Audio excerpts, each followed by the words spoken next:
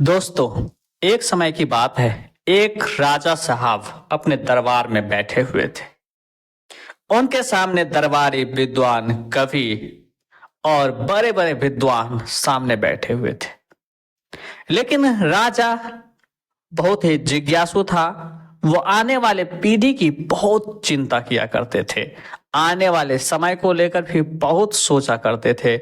आने वाले जवान और आने वाले पीढ़ी कैसे अच्छे हो, कैसे सही मार्ग पर चले और उनका विकास अच्छी तरीका से कैसे हो, ये सब बातों की बारीकी से ध्यान रखते थे। दोस्तों, तब उसके मन में ख्याल आया कि क्यों ना आने वाले पीढ़ी के लिए एक ऐसी किताब लिखा जाए, कुछ ऐसी बातें लिखा जाए ताकि ये समझे कि जिंदगी में क्या क्या महत्वपूर्ण है, क्या क्या जरूरी है और उन्हें किस बात पर विशेष ध्यान देना है। यही बात था।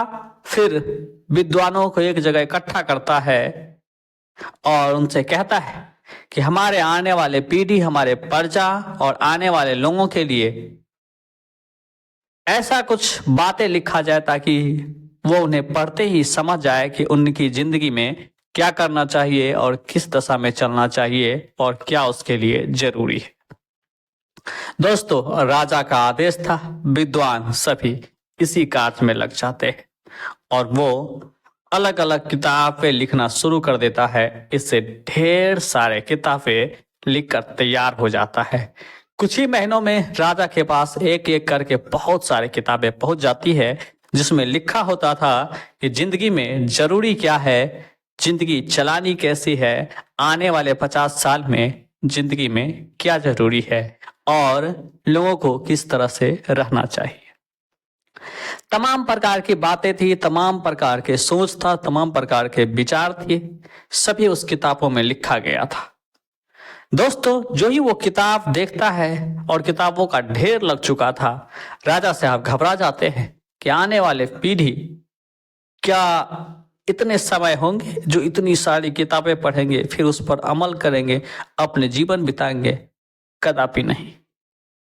राजा साहब फिर से आज्ञा देता, इतने नहीं, इन्हें कम करने की कोशिश करो और जाओ इन्हें कम करके लाओ। दोस्तों, अब क्या था? राजा साहब का आदेश था। फिर से विद्वान काम पर लग जाते हैं और ढेर सारे किताब को संक्षिप्त में लिखना शुरू कर देते हैं और इतने संक्षिप्त में लिखना शुरू कर देते हैं कि लगभग 3 से 4 किताबें ही बचता है। फिर राजा साहब के पास लाया जाता है। राजा साहब का दिल नहीं मानता और कहता, नहीं, ये भी बहुत ज्यादा है, इन्हें और संक्षिप्त करने की जरूरी है। दोस्तों, राजा साहब उस किताब को खोलते भी नहीं है और विद्वानों को यही सलाह देता है कि इतना हो सके उतना संक्षिप्त किया जाए। फिर काफी मंथन के बाद, सारे विद्वानों को मिलने के बाद, काफी विचार विमर्श करने के बाद पूरी आने वाली पीढ़ी के लिए सिर्फ और सिर्फ एक ही किताब लिखी जाती है और उसी किताब में आने वाले जीवन को कैसे चलाए, कैसे जिए, कैसे रहना है, क्या करना है, हर चीज सुझाव दिया गया था। इतना होने के बाद फिर से राजा साहब के समक्ष सिर्फ और सिर्फ एक किताबें प्रस्तुत किया जाता है। दोस्तों, पर पता नहीं क्यों राजा साहब को आने वाले पीढ़ी की इतनी फिक्र था, इतनी चिंता था और उनके बारे में इतनी सोच थी, न जाने क्यों।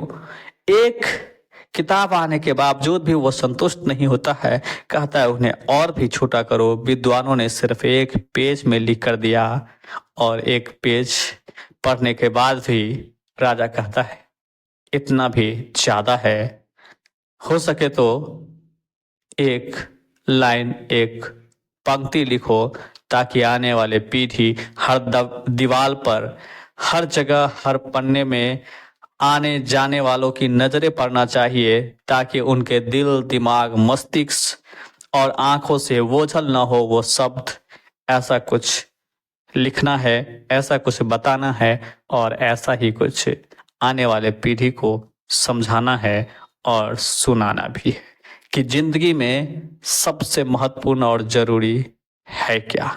दोस्तों, विद्वानों के काफी मशक्कत और राजा साहब की काफी समझदारी के बाद, काफी मंथन के बाद पूरे कई सारे किताबों का जो एक निचोड़ निकल कर सामने आया, वो जो पंक्ति था जो राजा सामने के साथ और उसके सामने प्रस्तुत किया गया, वो था कि मुफ्त में भोजन नहीं मिलती है, मुफ्त में भोजन नहीं मिलती है। हाँ दोस्तों, ये बात बिल्कुल सही है। और कोई तो अलग अलग बात सोचेंगे कि मुफ्त में तो बहुत कुछ नहीं मिलता है और जिंदगी में जीने के लिए और भी बहुत सारे चीजें हैं, लोगों को चाहिए। हाँ, ये बात भी सही है, लेकिन मुफ्त में भोजन नहीं मिलती है, ये बात 100% से भी ज्यादा सही है और जिंदगी का मुख्य आधार है।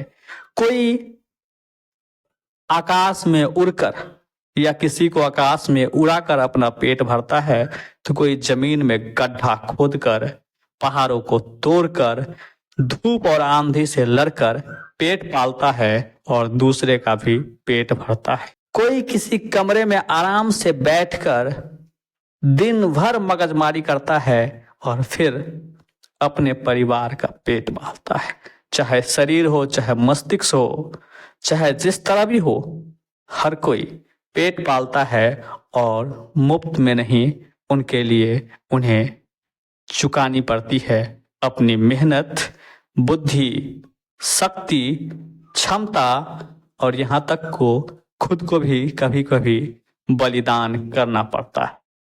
इसीलिए राजा साहब ने एक निचोड़ देकर गया कि मुफ्त में भोजन नहीं मिलता है।